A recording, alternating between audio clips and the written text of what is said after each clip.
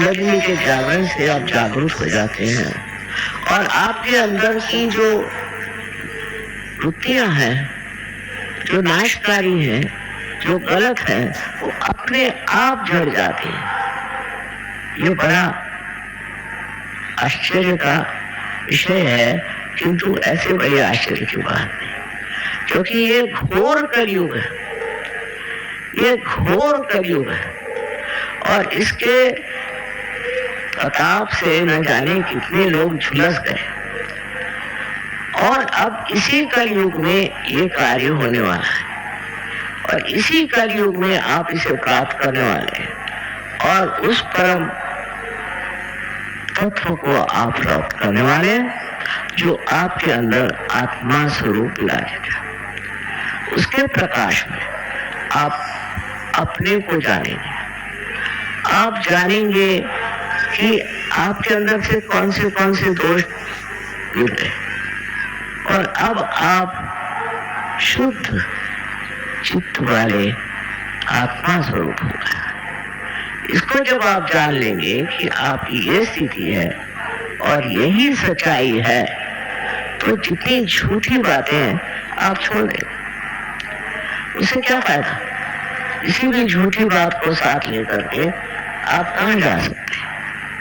पर तब तक झूठ नहीं दिखाई देता जब तक आपकी आत्मा जागृत नहीं होती। आत्मा के प्रकाश में ही आप उस झूठ को समझ सकते हैं जो आपको हर तरह से भुलावे में रखता है और इस भुलावे में हर तरह के लोग घूम रहे हैं।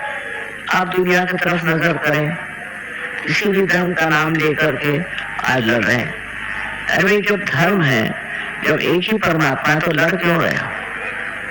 पर इस तरह के भुलावे तैयार हो जाते हैं, दिमागी खर्च ऐसा बन जाता है और उसको लोग अपना लेते हैं। उसका कारण यही है कि उनकी समझ में अभी प्रकाश नहीं। जब कुंडलिनी का जागरण होता है तो आपका संबंध उस परम चैतन्य की शक्ति से हो जाता है और ये संबंध बड़ा माना हुआ। आइंस्टीन जैसे इतने बड़े साइंटिस्ट ने ये कहा है कि जब आपका संबंध टॉर्शन एरिया उसको कहते होता है, तो अकस्मात ऐसी चीजें होती हैं, इस तरह से आप शांत चित्त हो जाते हैं कि उस शांत चित्त में न जाने कितनी उपलब्धियां होती हैं और कितने तरह के नए नए आपको प्रयोग मिलते हैं और नई नई उपलब्धियां होती हैं। ये सारी चीजें होते हुए भी जब लोग बार बार जग कर सो जाते हैं और सोकर फिर जगते हैं, ऐसी भी दशा चलती है। ऐसे लोग नहीं होते कि जो एक बार पार हो गए सो, उसके बाद उनकी गहनता कितनी है इस पर निर्भर है। अगर आप गहन हैं तो ये चीज आपके अंदर जब जागृत होती है तो उसका बड़ा गहन अनुभव होता है। आप एकदम निर्विचारिता में चले जाते हैं। आज मैं बता रही थी कि मनुष्य विचार क्यों करता है, हर समय हर एक चीज पे देखना और उस पर विचार करना। कोई चीज है जैसे ये कार्पेट है, ये कहाँ से आई होगी, कितने की होगी, क्या होगा, दुनिया भर की झंझटें इसके लिए हो। बजाय इसके को इतना सुंदर है, इसका सौंदर्य, उसका आनंद ले, मनुष्य सोचते रहता है। और इस तरह के सोच विचार से मनुष्य कभी कभी पगला भी जाता है। तो किसी भी चीज की ओर देखकर उस पर प्रक्रिया करना, रिएक्ट करना, इससे बढ़ के और कोई गलती नहीं है। क्योंकि जो आप प्रक्रिया कर रहे हैं या रिएक्ट कर रहे हैं किसी चीज पर, तो वो आप अपने अहंकार के कारण या आपके अंदर जो सुप्त चेतन है, जिसे कि कंडीशनिंग कहते हैं, उसके कारण कर रहे हैं। आप इसलिए नहीं कर रहे हैं कि आप उसे पूरी तरह से देख रहे हैं। वो साक्षी स्वरूप तत्व आपने उस चीज को आप पूरी तरह से देखें। अगर आप पूरी तरह से उसे देख सकते हैं तो उस चीज का आनंद आपके अंदर पूरी तरह से समा जाए। सबसे तो बड़ी बात यह है कि इस दशा में आने की बात बहुतों ने कही, मैं कह रही हूँ ऐसी बात नहीं, और वो बहुत से लोग समझ नहीं पाए होंगे या उस वक्त ये भी सोचा होगा कि ये कैसे हो सकता, हम तो एक मानव है, ये कैसे हो सकता। कुंडलिनी के जागरण से सब हो सकता है, और जब कुंडलिनी आप सबके अंदर वास्तव किए हुए हैं, जब वो स्थित है वहां, तो सिर्फ उसके जागरण की बात है।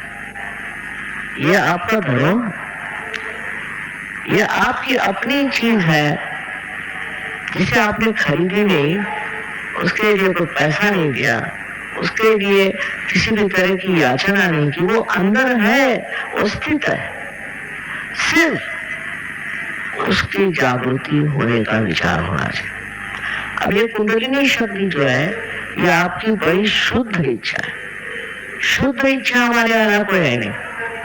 जैसे कोई साहब वो कहेंगे साहब मैं चाहता हूँ कि मेरे पास एक मोटर आ जाए, अच्छा भाई आ गई मोटर, तो उसका आनंद ही नहीं उठाया, फिर लगे दूसरा कोई ढूंढने, फिर वो चीज हो गई तो फिर लगी तीसरी चीज। तो इसका मतलब आपकी जो इच्छाएं शुद्ध नहीं थी। जब वो शुद्ध इच्छा होती तो आप तृप्त हो जाते। ये कुंडलिनी शक्ति आपकी शुद्ध इच्छा है और ये परमेश्वरी इच्छा है। ये जब आपके अंदर जागृत हो जाती है तो आप तृप्त हो जाते हैं।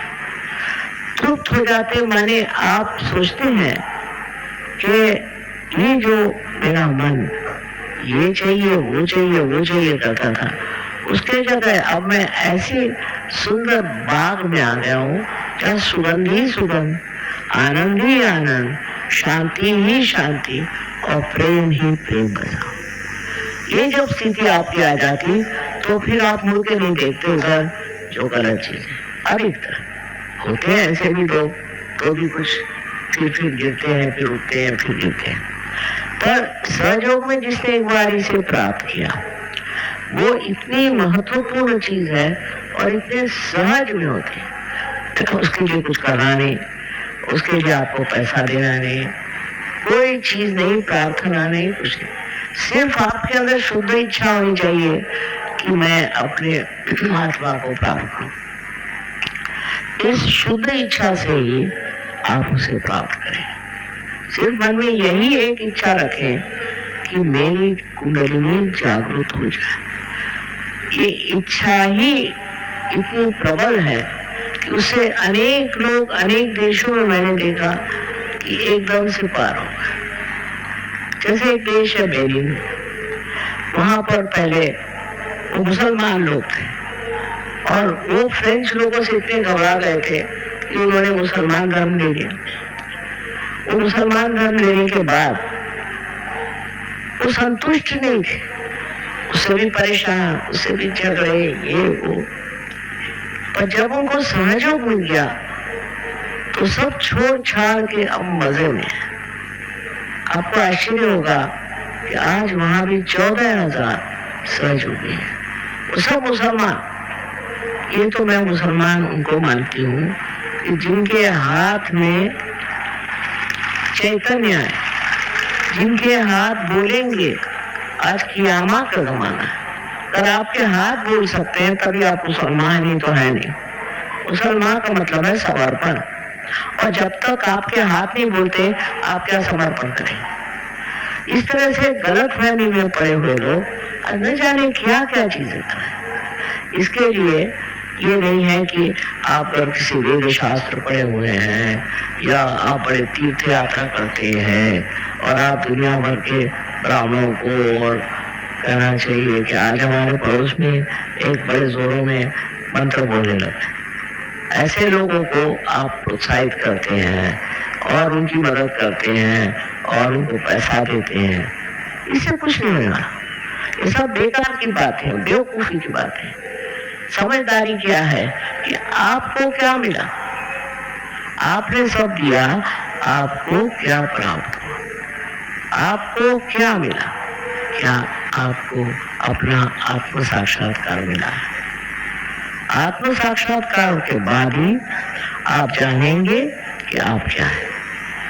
और क्या आपकी शक्तियां और क्या कर सकते हैं आप कितने समर्थ हैं। जब तक आपका अर्थ ही नहीं मिलता आप समर्थ कैसे होंगे। इस समर्थता में आप अनेक कार्य कर सकते हैं। मैं तो इतने आश्चर्य में हूँ कि प्रदेश में जब मैं रहती हूँ तो ये प्रदेशी इन्होंने तो कभी कुंडलिनी का नाम भी नहीं सुना, पर जब से पार हो गए तो न जाने क्या क्या चमत्कार कर रहे हैं दुनिया भर की चीजों में। और जब ये मुझे बताते हैं तो मैं सोचती हूँ कि ये चमत्कार का भंडारा जो है ये कैसे एकदम से खुल गया, ये लोग इसे कैसे प्राप्त हुए। सब तरह से शारीरिक, मानसिक, बौद्धिक आपकी पूर्णतया प्रगति हो जाती है और आप इसे आत्मसात कर लेते हैं। इतनी सुंदर चीज है कि अपने आत्मा को आप जाने। आप ही के अंदर ये हीरा है, आप ही के अंदर ये ज्ञान, आप ही के अंदर सब कुछ है। सिर्फ उसका मार्ग जो है सिर्फ कुंडलिनी जागरण है और कोई। ये मैं आपसे इसलिए बताना चाहती हूँ कि बहुत बार मुझे लोग प्रश्न पूछते हैं कि कुंडलिनी का कोई मार्ग है और कोई मार्ग नहीं। सच बात है, उसमें मेरा देना कोई नहीं, लेकिन आपको तो जो सच है वही बताना है कि कुंडलिनी के जागरण के सिवाय आपके पास और कोई मार्ग नहीं है जिससे आप अपने को भी जाने और दुनिया को जाने।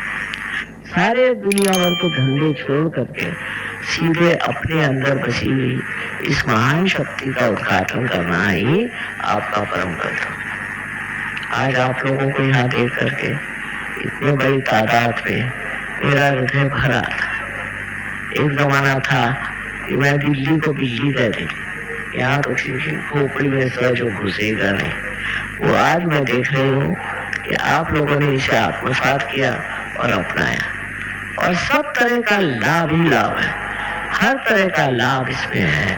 और अगर महालक्ष्मी की कृपा हो जाए तो अपना देश भी एक बड़ा सुरम्य और बहुत वैभवशाली देश हो सकता है। इसलिए हमको सबको सामाजिक रूप से इसे फैलाना चाहिए और इस सामाजिक रूप में हर तरह का पहलू हमें पहचानना। जहाँ जहाँ लोगों को तकलीफ है, मैंने कम से कम ऐसे 16 प्रोजेक्ट बनाए जिसमें औरतों को मदद करना, बच्चों को मदद करना, बीमारों को मदद करना, बूढ़ों को मदद करना, खेतीहर लोगों को मदद करना आदि अनेक से प्रोजेक्ट्स बनाए हैं जिसमें सहयोग कार्यशील है। और इस कार्य को करते हुए वो समझते हैं कि ये हमारे अंदर इतनी शक्ति कैसे है। हम लोगों को ठीक करते हैं, पागलों को ठीक करते हैं और सबको व्यसन से छुड़ाते हैं। ये सब शक्तियां हमारे अंदर कैसे है। ये शक्ति आपके अंदर आने का एकमेव साधन है, वो है कुंडलिनी का जागरण और उसको जागरूक रखना चाहिए। इधर उधर भटकने वाले लोगों को ये ठीक है कि वो एक जगह जरा रुक जाए और देखें कि आप हैं कौन, आप कितनी महान वस्तु, आप में कितना सामर्थ्य और उसे आप किस तरह से इस्तेमाल करना चाहते हैं। मुझे पूर्ण आशा है कि अगले वक्त मैं जब आऊं तो इससे भी दूसरे लोग यहाँ रहेंगे। इतना ही नहीं, वो लोग कार्यान्वित सहयोग में उसको पा करके आपको संन्यास लेने की जरूरत नहीं, हिमालय पर जाने की जरूरत नहीं। यही समाज में रह करके सहयोग को फैलाना है और इस तरह से विश्व में एक विशेष सहज समाज बनाना है। और इस सहज समाज में वही करना चाहिए कि जो सारे संसार का उद्धार कर सकता है और जितनी इसकी त्रुटियां हैं उनको बिल्कुल पूरी तरह से नष्ट कर सकता है। ये कार्य आप लोग सब कर सकते हैं और इसलिए मैं आपसे बार बार यही कहूंगी कि अपनी जागृति करते रहे। मनन करें, मनन से जागृति बनी रहेगी और जो दोष है वो धीरे धीरे बिल्कुल निकल जाएंगे। इससे आप एक सुंदर स्वरूप, बहुत ही बढ़िया एक व्यक्ति हो जाएगा। ऐसे अगर व्यक्ति समाज में हो जाए तो ये दुनिया भर की जो आफतें मची हुई है, दुनिया में मारा मारी और इस तरह के घोर अत्याचार हो रहे हैं, ये सब रुक जाए, क्योंकि आप एक सुंदर मानव प्रकृति बन जाएंगे और इस सब चीजों से आप दूर रह करके भी इन पर अपना प्रकाश डाल सकते हैं और सब ठीक कर सकते हैं। आज के इस वातावरण में मनुष्य घबरा जा सकता है कि हो क्या रहा है, कैसे हो रहा है। इन सब का एक ये सोचना चाहिए कि एक दिन आता है कि सब चीज सामने आकर खड़ी हो जाती है और इतने दिन से चलने वाली ये चीज आज एकदम से उद्घटित हो जाए। इसका कारण क्या? ये सब लोगों ने अभी तक आत्मा को वरण नहीं। अगर आत्मा को आप अपना लें तो इस तरह की न गलतियां होंगी, न ऐसी चीज आगे चले। तो अब ऐसी रुकावट आ गई है, इंसान हठात खड़ा हो गया और सोचता है ये है क्या? ये है यही कि आप भटक गए और कुछ लोग तो खाई में गिर गए भटक गए। यही चीजें हैं, इसको समझने की कोशिश करेंगे। इतने सालों से अपने देश में जो महापाप चल रहा था वो आज उद्भव हुआ, सामने आके खड़ा हो गया, छोटे से प्रमाण हो गया। इससे जागरूक होने की जरूरत है कि कहीं हम भी इस भटकावे में तो चल नहीं गए, हम भी इस तरह लुढ़क तो नहीं गए कि जहाँ हमें नहीं जाना चाहिए। आपको आश्चर्य होगा कि आजकल हिंदुस्तान में तो मैं देखती हूँ हर एक को ये बीमारी हो गई। जो देखो वही पैसा बनाता, जो देखो वही चाहता है कि किस तरह से नोच खसोट ले। अच्छा, परदेश में नहीं, परदेश पैसा नहीं। मुझे खुद हमेशा घबराहट लगती रहती है कि लोग मेरे पास इसीलिए आ रहे हैं कि किस तरह से उससे पैसा निकाले। अब ये पैसा मेरा जो है ये समाज कार्य के लिए, इसलिए नहीं कि कोई चोर उचक्के आए और मुझे लूट ले, और वो कोशिश करते हैं। इसी प्रकार एक तरह की अपने एक भावना आ गई कि जैसा भी हो पैसा बनाना, पर ये लक्ष्मी नहीं है, ये अलक्ष्मी है। क्योंकि आप तक जब लक्ष्मी आएगी तो बहुत चंचल है और वो ऐसे रास्ते पे ले जाएगी कि आपके अंदर अलक्ष्मी आ जाए और उस अलक्ष्मी में आपको समझ में आ क्या था। इसलिए किसी भी चीज की ज्यादती करने से पहले ये सोच लेना चाहिए कि हम कहाँ जा रहे हैं, कहाँ अग्रसर हो रहे हैं, कौन से जंजाल में फंस रहे हैं। तो इस तरह की जो भावनाएं हमें हैं कि पैसे के मामले में हमें बहुत सतर्क रहना चाहिए और दूसरे का कैसा पैसा निकाल सकते हो वो करना चाहिए। ये चलने वाला है, पैसा आप क्या उठा कर अपने साथ ले जाएंगे? ये सारा कुकर्म है कि आप ही के खोपड़ी पे बैठेगा, क्योंकि मानते हैं ये घोर कलयुग है। तो इसी के साथ एक और चल रहा है, उसको मैं कृत युग कहते हैं। जब ये परम चैतन्य कार्यान्वित है और ये परम चैतन्य वो कार्य कर रहा है जिससे बार बार ऐसे लोगों को ठोकरे लगेंगे और वो समझ जाएंगे कि ये हम बहुत ही सामाजिक हित के विरोध में। अगर आपको लोगों का हित पाना है तो आपके अंदर शक्ति है, उसे आप जरूर करें और उनका हित सोचें। किंतु हित